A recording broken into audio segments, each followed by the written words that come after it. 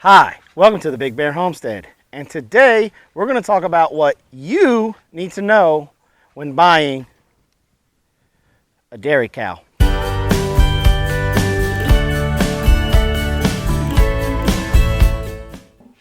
Hi, and welcome to the Big Bear Homestead. And if this is your very first video here at the Big Bear Homestead, do us a favor, hit that subscribe button and don't forget the bell. Well, in today's video, we're going to talk about what you need to know when buying a dairy cow. And we're going to go over the things that you need to look for and what questions you need to ask. Okay, so we're going to talk about what questions you need to ask and what you need to look for when you're buying a dairy cow. So let's start off with some of the things that you need to look for. All right, you've made a decision to buy the dairy cow. So what are some things that you need to look for with her to make sure that you're getting a healthy cow? Well, the first thing that you need to look for is just look at her overall health. How does she look? Is there any drainage coming out of her nose or from her eyes? If there's a lot of bugs, then you don't really too much worry about her ear droopage, but because she'll be moving them all around to get away from the bugs. But if it's wintertime, not a lot of insects, if her ears are kind of droopy like they are now, that's a sign that she's not happy. She's kind of unhealthy. Hers are drooping right now because of the bugs and the fact that we've got her up here. She's not happy about that. Another thing to look at is look at her body, the side of her body.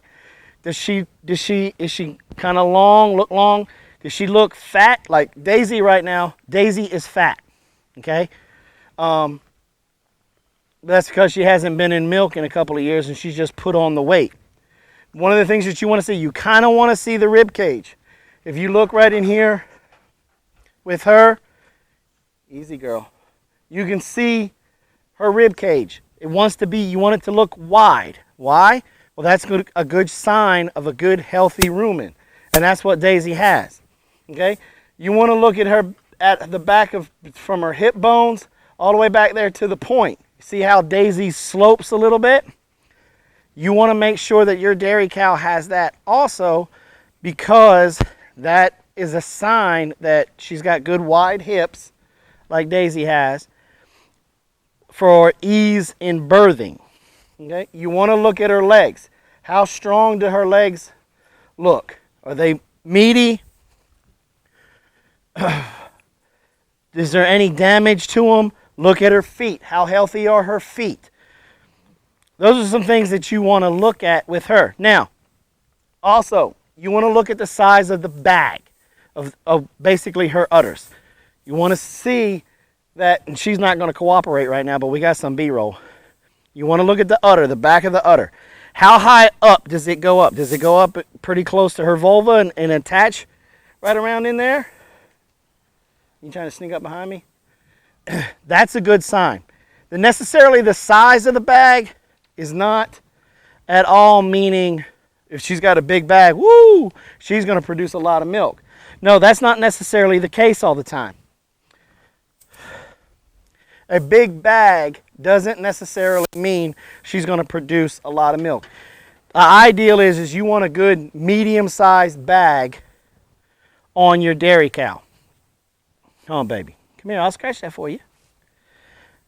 Okay, so now that we know some of the things to look for, what are some of the questions that you should ask? Okay, we had to move outside of the pen because she was getting a little ornery, messing everything up. Okay, so we know what to look for when we're going to look at buying a dairy cow. The next thing we got to talk about is what questions you should ask the person that you're buying the dairy cow from. Your first question should be, how old is she? Daisy over there, she is about 7 years old. She's still got plenty of time to be able to produce milk for our family here on our homestead. See, a small family homestead, their dairy cow can produce enough milk for them for up to 20 years because you're not trying to overproduce her. You're not trying to pour the feed to her to make her produce 20 to 50 pounds of milk and milking.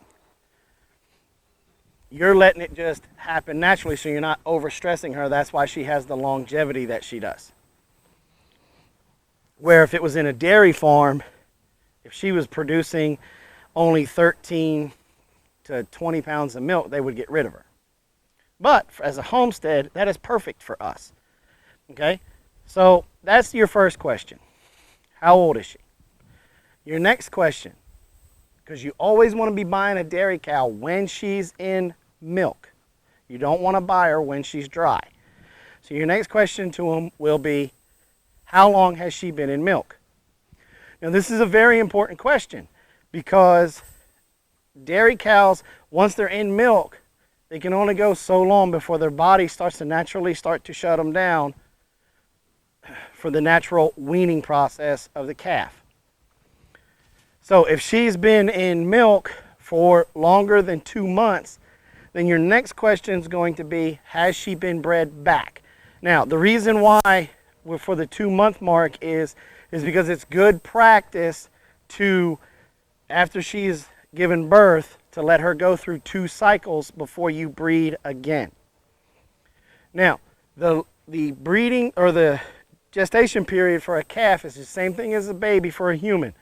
She'll be pregnant for about 10 months. So, if the answer to the question is yes, she's been bred back, the next question is going to be, when was she bred? Once you get that one, then that question goes into, was she bred through AI or by a bull? Now this question is very important because you have some cows like Daisy over there. For some reason, AI just doesn't work. We've spent almost $1,000 trying to get her AI through different people. And each time, it would never take. So Daisy has to be bred by a bull. So when you're asking the questions, and if you get the answer she's been AI'd, then your next question is, what is her success ratio of being bred through AI? Try to get some type of percentage.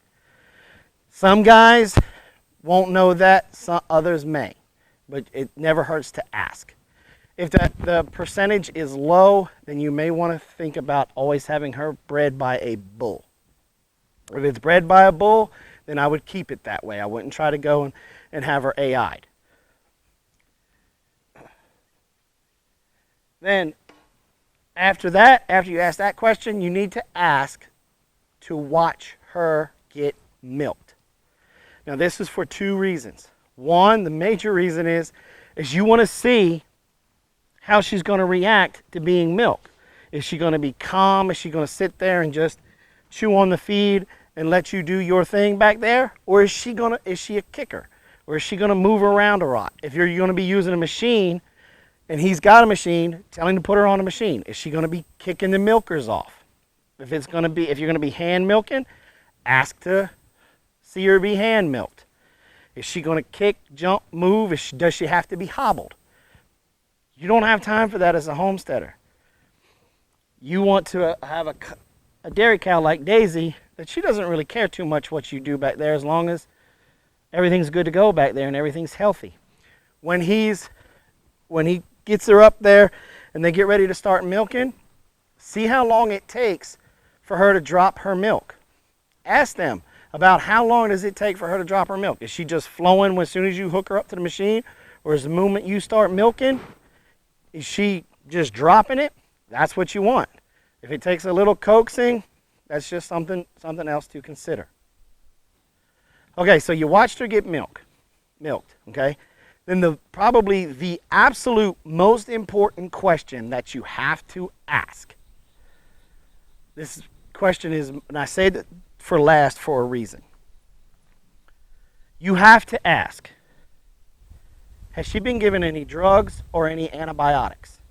Is she on any type of medication whatsoever? The reason for this is a lot of those medications, a lot of those antibiotics, they have what they call a dump time. That means it's not fit for human consumption. The stuff that's given can be taken into the milk.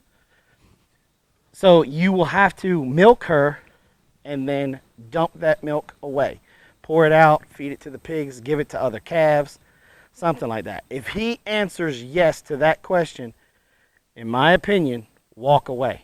Don't buy that cow. The holdout period for some of them is 30 days, and some even longer. But there was probably a reason why they had to give that, and that means that that cow, more than likely, is not healthy. Okay, so there you have it. You should be able to go and be able to purchase confidently your very first dairy cow. If you guys have any questions, please leave them in the comments below.